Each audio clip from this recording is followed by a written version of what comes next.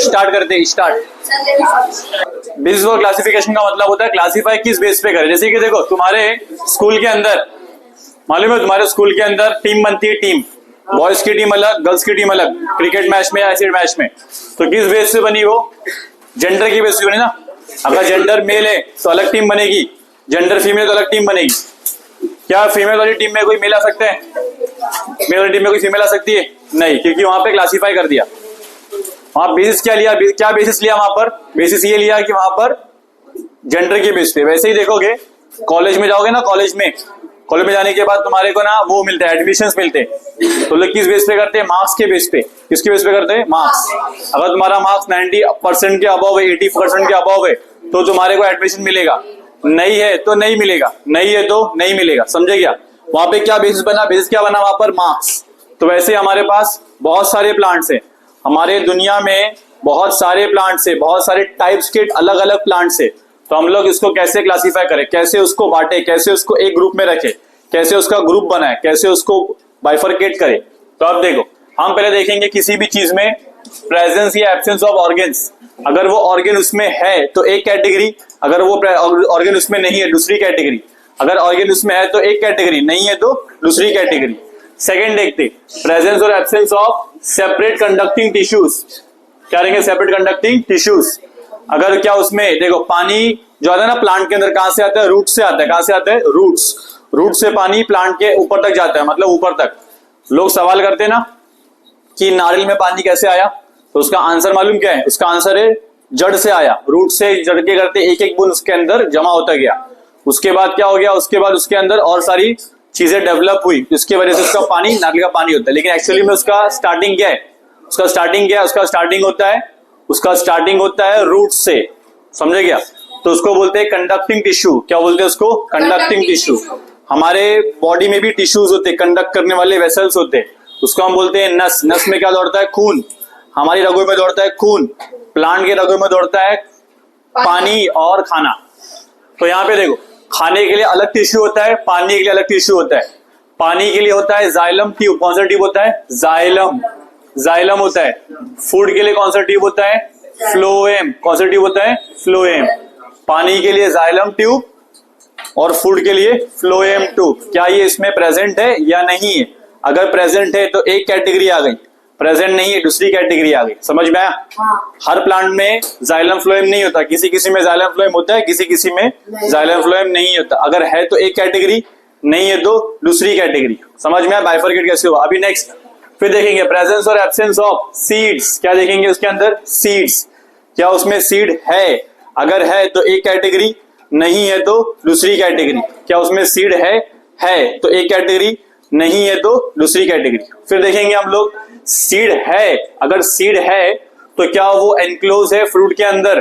क्या वो फ्रूट के अंदर है सीड या फ्रूट के बाहर है सीड? हम लोग देखेंगे जो सीड है क्या वो फ्रूट के अंदर है या वो फ्रूट के बाहर है, कैसा है वो सीड, कहां पर है? नॉट एनक्लोज है या एनक्लोज है? एनक्लोज रहेगा तो एक कैटेगरी, नहीं रहेगा तो दूसरी कैटेगरी। अगर वो सीड फ्रूट के अंदर है तो एक कैटेगरी, अगर सीड फ्रूट के अंदर नहीं तो क्या रहेगा? दूसरी कैटेगरी। क्लियर हो गया इतना? नेक्स्ट बढ़ते आगे। Plants are group depending on number of cotyledons.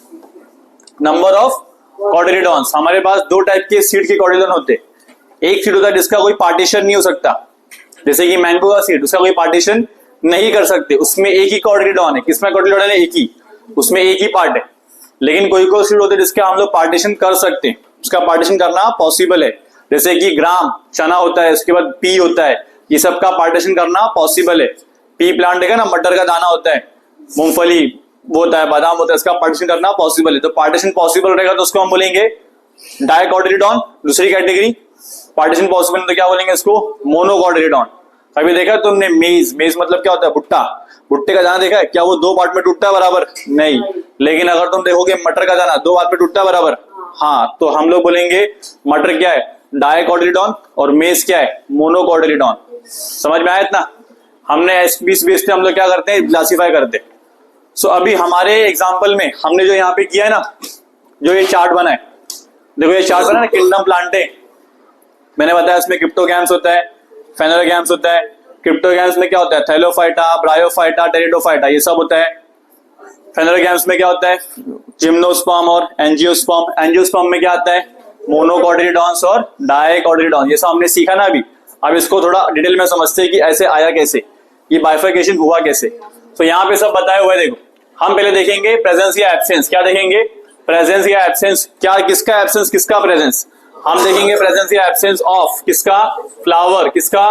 Flower, fruit या फिर सीड। क्या उसके अंदर फ्लावर है? अगर है तो एक कैटेगरी, अगर नहीं है दूसरी कैटेगरी। क्या उसमें सीड है? क्या उसमें फ्लावर, फ्रूट, सीड है? अगर है तो एक कैटेगरी, नहीं है तो दूसरी कैटेगरी। तो देखो, अगर उसमें फ्लावर, फ्रूट, सीड है, अगर है तो वो आएगा फेनोरोगैम्स। क्या रहेगा वो? फेनोरोगैम्स।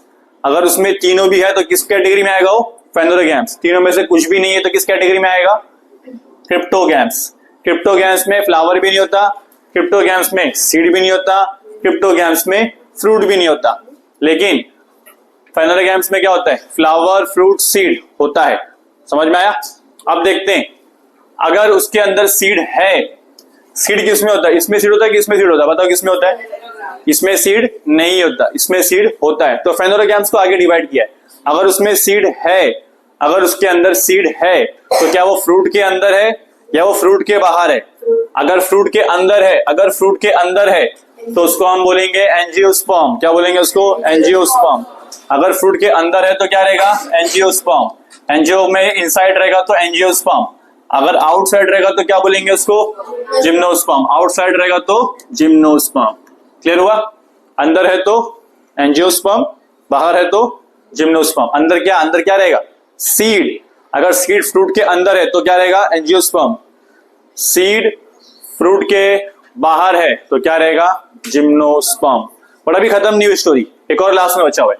अगर वो एंजियोस्पर्म है मतलब उसका सीड फ्रूट के अंदर है। उसका सीड कहां पर है? फ्रूट के अंदर।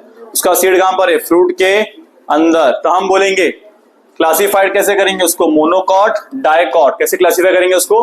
मोनोकॉट और डाइकॉट। वापस बोलते एक बार, एंजियोस्पर्म है, आर क्लासिफाइड एज मोनोकॉट और डाइकॉट। क्या देख के देखेंगे हम लोग? उसमें कितने कॉटिलीडॉन्स है? कितने क्या है? कॉटिलीडॉन। अगर उसमें एक कॉटिलीडॉन है हम उसे कहेंगे अरे अरे ये तो मोनोकॉट है। अगर उसमें दो सीड के पार्ट्स है बोलेंगे अरे अरे अरे ये तो मैं पहचानता हूं, ये तो क्या है? डाइकोटिलीडॉन है। समझ में आया?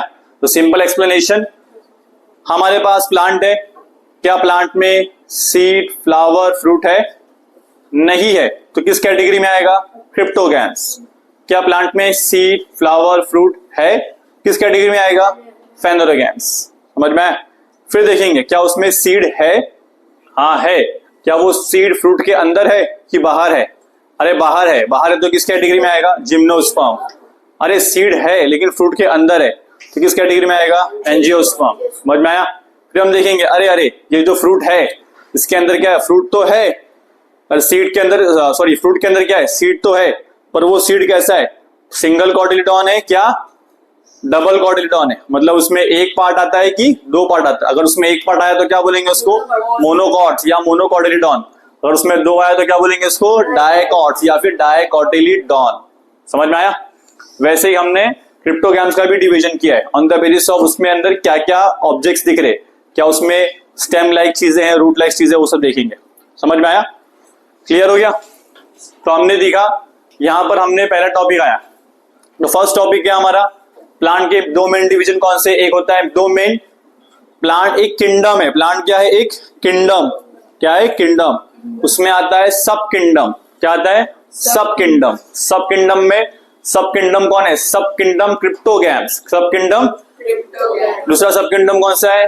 फेनोरोगैम्स। सब किंगडम क्रिप्टोगैम्स में कितने डिवीजन है? तीन। पहला क्या आता है? थैलोफाइटा। दूसरा क्या आता है? ब्रायोफाइट। तीसरा क्या आता है? उसमें हम पढ़ रहे हैं सब किंगडम नंबर 1। वो कौन है? वो है नहीं, वो है क्रिप्टोगैम्स। सब किंगडम कौन है? सब किंगडम कौन है? क्रिप्टोगैम। उसका डिवीजन नंबर 1 कौन है? थैलोफाइटा। अब तुम प्रॉपर बोल रहे हो। मेन कौन है? सबसे पहले किंगडम प्लांटे। किंगडम प्लांटे, उसके मेन दो सब किंगडम कौन से? किंगडम, गलत, गलत। सबसे पहले क्या हमारे पास? Kingdom Plantae. उसके अंदर क्या आता है? क्रिप्टोगैम्स और फेनोरोगैम्स। हम फोकस करेंगे सिर्फ और सिर्फ प्लांट्स पे। मोनेरा वगैरह सब वो अलग टॉपिक है।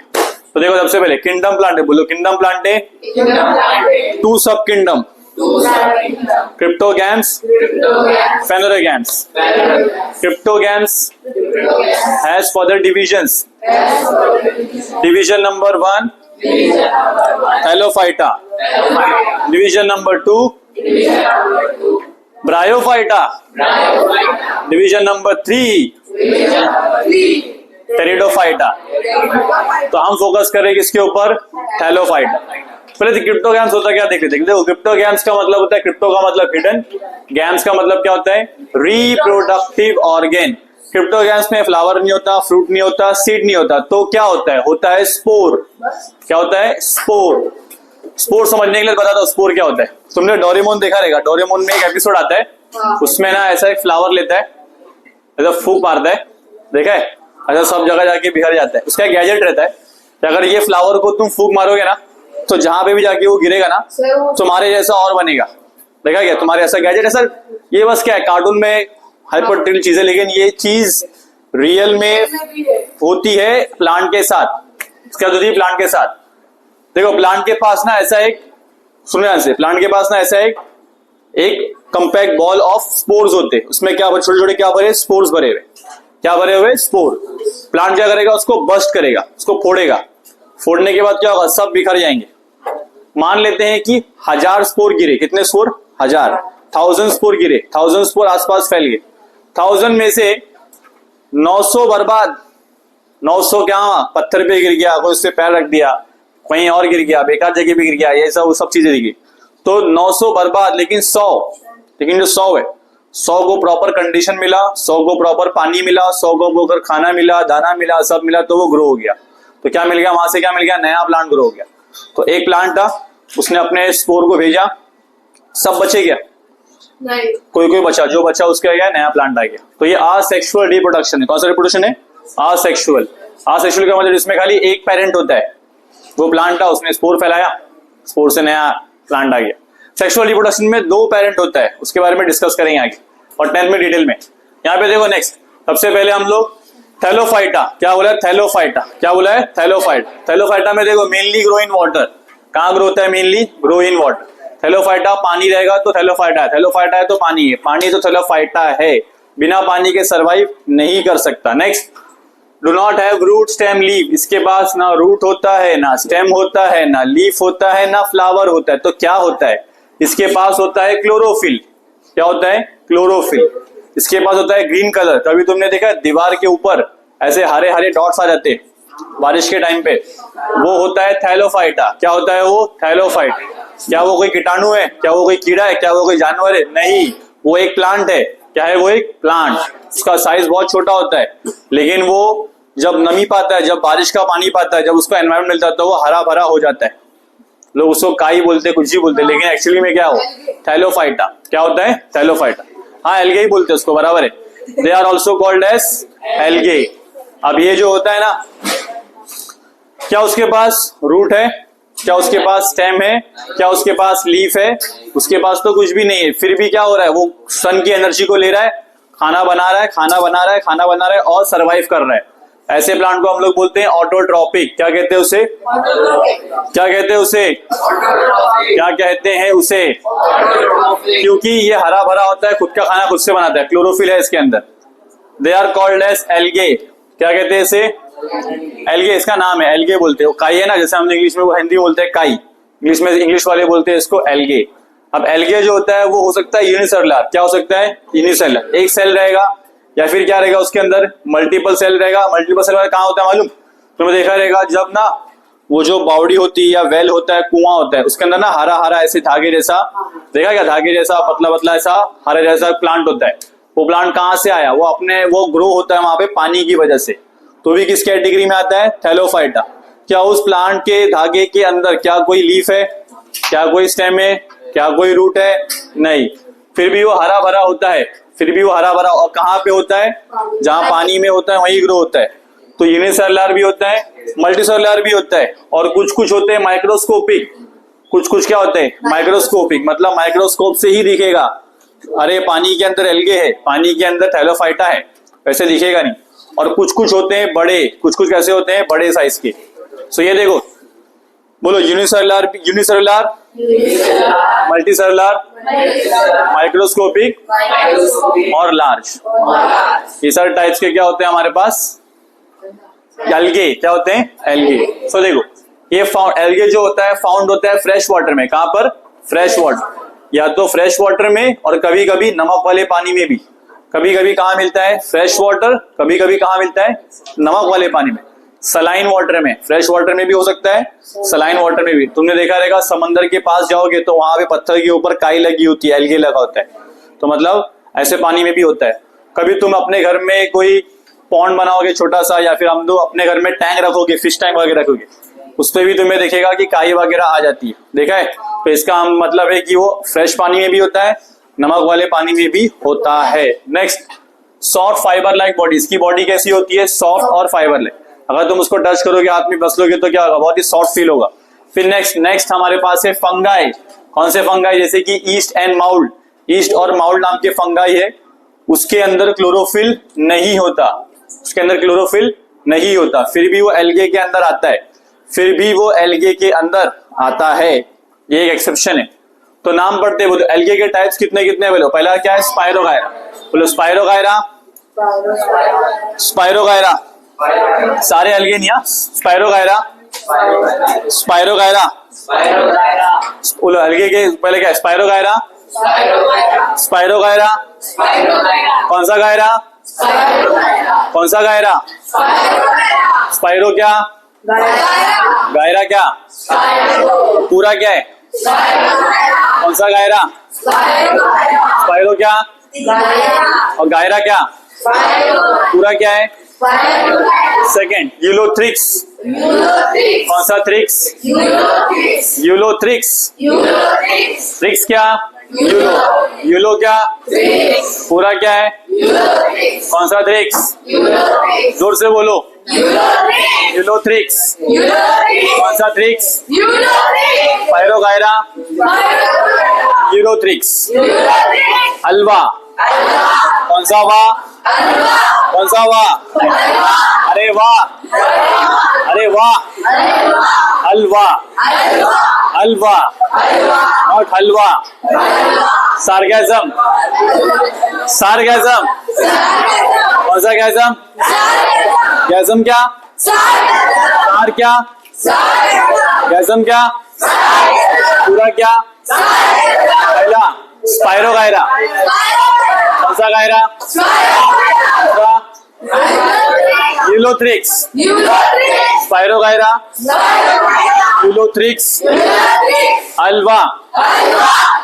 दूसरा क्या? सार्गेजम, स्पाइरोगायरा, हलवा, यूलोथ्रिक्स, सार्गेजम। स्पाइरोगायरा,